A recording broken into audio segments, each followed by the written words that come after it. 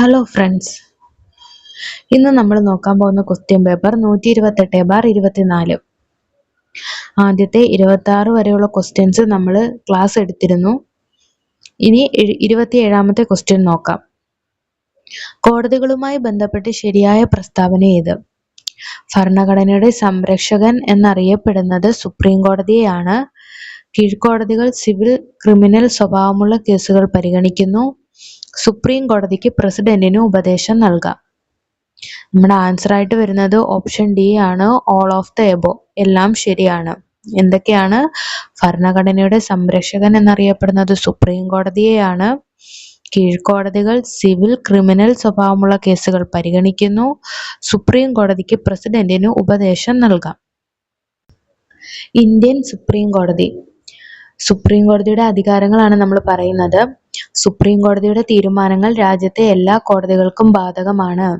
Supreme കോടതിയുടെ തീരുമാനങ്ങൾ രാജ്യത്തെ എല്ലാ കോടതികൾക്കും ബാധകമാണ്. ഹൈക്കോടതി ജഡ്ജിമാരെ സ്ഥലം മാറ്റാൻ കഴിയുന്നു. ഹൈക്കോടതി ജഡ്ജിമാരെ സ്ഥലം മാറ്റാൻ കഴിയുന്നു.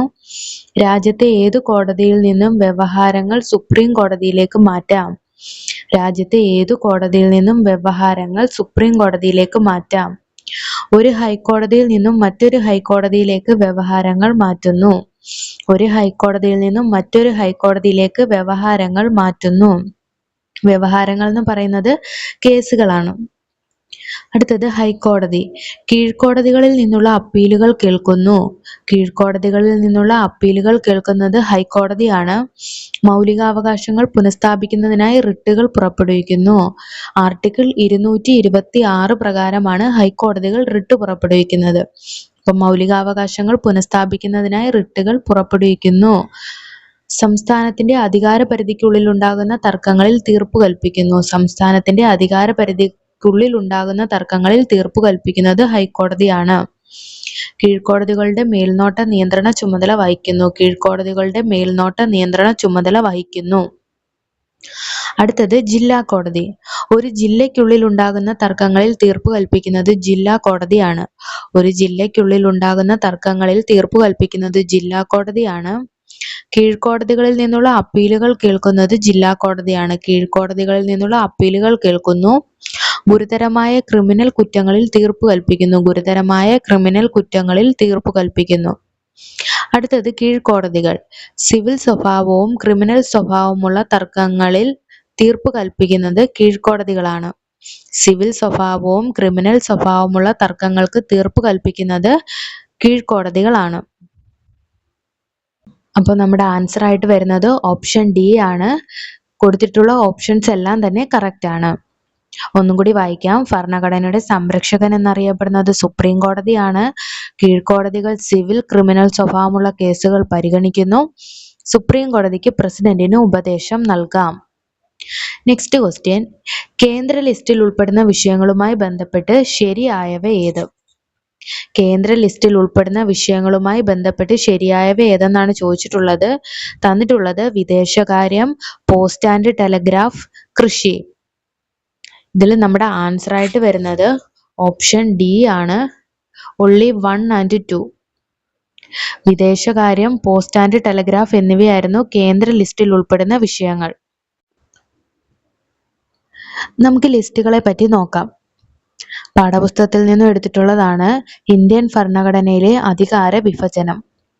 കേന്ദ്ര ലിസ്റ്റിൽ ഉൾപ്പെടുന്ന വിഷയങ്ങൾ. കേന്ദ്ര ലിസ്റ്റിൽ ഉൾപ്പെടുന്ന വിഷയങ്ങൾ എന്തൊക്കെയാണ്? പ്രതിരോധം, ആണവോർജം, വിദേശകാര്യം, യുദ്ധവും സമാധാനവും, ബാങ്കിംഗ്, റെയിൽ ഗതാഗതം, തപാൽ, കമ്പി തപാൽ, വ്യോമയാനം, തുറമുഖങ്ങൾ, വിദേശ വ്യാപാരം, നാണയ വ്യവസ്ഥ. എന്തൊക്കെയാണ്?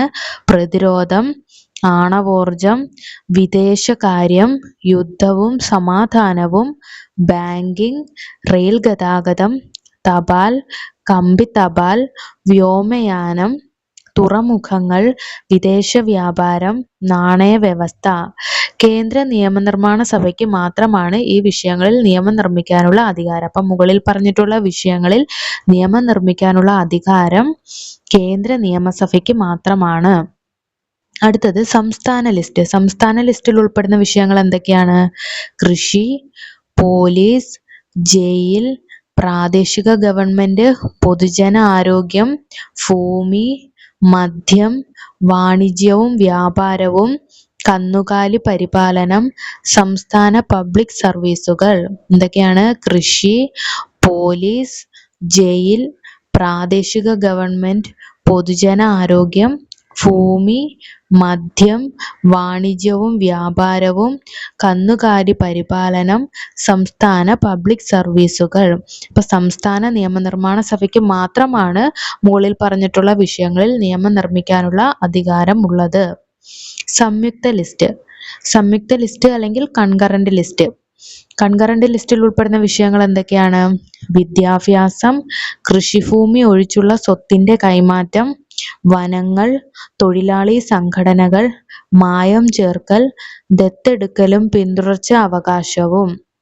എന്തൊക്കെയാണ്? വിദ്യാഭ്യാസം, കൃഷിഭൂമി ഒഴിച്ചുള്ള സ്വത്തിന്റെ കൈമാറ്റം, വനങ്ങൾ, തൊഴിലാളി സംഘടനകൾ, മായം ചേർക്കൽ, ദത്തെടുക്കലും പിന്തുടർച്ച അവകാശവും. അപ്പൊ കേന്ദ്ര സംസ്ഥാന ഗവൺമെന്റുകൾക്ക് ഈ വിഷയങ്ങളിൽ നിയമം നിർമ്മിക്കാവുന്നതാണ്.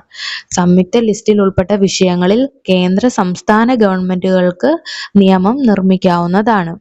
അടുത്തതായിട്ട് കൊടുത്തിട്ടുള്ളത് അവശിഷ്ട അധികാരങ്ങൾ. ഈ 3 ലിസ്റ്റിലും പരാമർശിക്കപ്പെടാത്ത വിഷയങ്ങൾ അവശിഷ്ട അധികാരങ്ങളിൽ പെടുന്നു. അപ്പോൾ 3 ലിസ്റ്റിലും പരാമർശിക്കപ്പെടാത്ത വിഷയങ്ങൾ ഉൾക്കൊള്ളുന്നത് അവശിഷ്ട അധികാരത്തിലാണ്. ഏതാണ് അവശിഷ്ട അധികാരത്തിൽ ഉൾപ്പെടുന്ന ഒരു വിഷയം? സൈബർ നിയമങ്ങൾ. ഒരുപാട് തവണ PSC ചോദിച്ചിട്ടുണ്ട്, അതുകൊണ്ട് നോക്കിയിരിക്കുക. സൈബർ നിയമങ്ങൾ ഉൾപ്പെടുന്നത് അവശിഷ്ട അധികാരത്തിലാണ്. ഇന്ത്യയിൽ അവശിഷ്ട അധികാരങ്ങളിൽ നിയമം നിർമ്മിക്കാനുള്ള അധികാരം കേന്ദ്ര ഗവൺമെന്റിനു മാത്രമാണ്. വളരെ ഇമ്പോർട്ടന്റ് ആണ്, അത് നോട്ട് ചെയ്യുക. ഇന്ത്യയിൽ അവശിഷ്ട അധികാരങ്ങളിൽ നിയമം നിർമ്മിക്കാനുള്ള അധികാരം കേന്ദ്ര ഗവൺമെന്റിനു മാത്രമാണ്. അപ്പോൾ നമ്മുടെ 28ാമത്തെ ക്വസ്റ്റ്യന്റെ ആൻസർ ആയിട്ട് വരുന്നത് ഓപ്ഷൻ ഡി ആണ്. വിദേശകാര്യം, പോസ്റ്റ് ആൻഡ് ടെലഗ്രാഫ് കേന്ദ്ര ലിസ്റ്റിൽ ഉൾപ്പെടുന്നു. കൃഷി ഉൾപ്പെടുന്നത് സംസ്ഥാന ലിസ്റ്റിലാണ്. നമ്മളിപ്പോൾ നോക്കിയതേ ഉള്ളൂ. അടുത്ത ക്വസ്റ്റ്യൻ, താഴെ പറയുന്ന പ്രസ്താവനകളിൽ ശരിയേത്? പൊതുജന ആരോഗ്യം സംസ്ഥാന ലിസ്റ്റിലെ ഒരു വിഷയമാണ്. വനം കൺകറന്റ് ലിസ്റ്റിലെ വിഷയമാണ്. സൈബർ നിയമങ്ങൾ ശിഷ്ടാധികാരത്തിൽ വരുന്നതാണ്.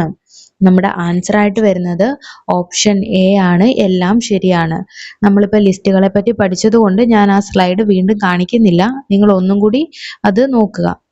പൊതുജന ആരോഗ്യം സംസ്ഥാന ലിസ്റ്റിലെ വിഷയമാണ്. വനം കൺകറന്റ് ലിസ്റ്റിലെ വിഷയമാണ്. സൈബർ നിയമങ്ങൾ ശിഷ്ടാധികാരത്തിൽ വരുന്നതാണ്. നെക്സ്റ്റ് ക്വസ്റ്റ്യൻ, ചുവടെ ചേർക്കുന്നതിൽ ശരിയായ പ്രസ്താവന ഏത്? 73ാം ഭേദഗതിയെ ചെറു ഭരണഘടന എന്ന് പറയുന്നു.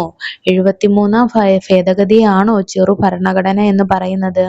അല്ല, 42ാം ഭേദഗതിയാണ് ചെറു ഭരണഘടന എന്ന് അറിയപ്പെടുന്നത്. 74ാം ഭേദഗതിയിലൂടെ നഗരപാലിക സമ്പ്രദായം കൊണ്ടുവന്നു. 74ാം ഭേദഗതിയിലൂടെ നഗരപാലിക സമ്പ്രദായം കൊണ്ടുവന്നു. അത് ശരിയാണ്. അനുച്ഛേദം 32 പ്രകാരം സുപ്രീം കോടതികൾക്ക് റിട്ട് പുറപ്പെടുവിക്കാനുള്ള അധികാരമുണ്ട്. അതും ശരിയാണ്. അപ്പം 32 പ്രകാരം സുപ്രീം കോടതിക്ക് റിട്ട് പുറപ്പെടുവിക്കാം. ആർട്ടിക്കിൾ 226 പ്രകാരം ഹൈക്കോടതിക്ക് റിട്ട് പുറപ്പെടുവിക്കാം. 74ാം ഭേദഗതി നഗരപാലികയാണ്. 73ാം ഭേദഗതി ചെറു ഭരണഘടന എന്നല്ല അറിയപ്പെടുന്നത്. 42ാം ഭേദഗതിയാണ് ചെറു ഭരണഘടന എന്ന് അറിയപ്പെടുന്നത്. 1992 ശേഷം 73ഉം 74ഉം ഭരണഘടനാ ഭേദഗതികൾ പാർലമെന്റ് പാസാക്കി. 73ാം ഭേദഗതി ഗ്രാമീണ തലത്തിലുള്ള പ്രാദേശിക ഗവൺമെന്റുകളെ കുറിച്ചും 74ാം ഭേദഗതി നഗരങ്ങളിലെ പ്രാദേശിക ഗവൺമെന്റുകളെ കുറിച്ചും പ്രതിപാദിക്കുന്നു. 73ഉം 74 ഭേദഗതികൾ 1993 പ്രാബല്യത്തിൽ വന്നു. 73ാം ഭേദഗതി ഗ്രാമീണ തലത്തിലുള്ള പ്രാദേശിക ഗവൺമെന്റുകളെ കുറിച്ച് പറയുന്നു. ഇവയെ പഞ്ചായത്ത് രാജ് സ്ഥാപനങ്ങൾ എന്നും പറയാറുണ്ട്. 74ാം ഭേദഗതിയെ നഗരപാലിക എന്നും പറയുന്നു. ഇപ്പൊ 73, 74 ഭേദഗതികൾ നിലവിൽ വന്നത്, പ്രാബല്യത്തിൽ വന്നത് എന്നാണ്? 1993. അപ്പൊ നമ്മൾ ഇത്രയും ക്വസ്റ്റ്യൻസ് ആണ് ഇന്ന് നോക്കുന്നത്. ഇനി നമുക്ക് അടുത്ത ക്ലാസ്സിൽ കാണാം. Thanks for watching.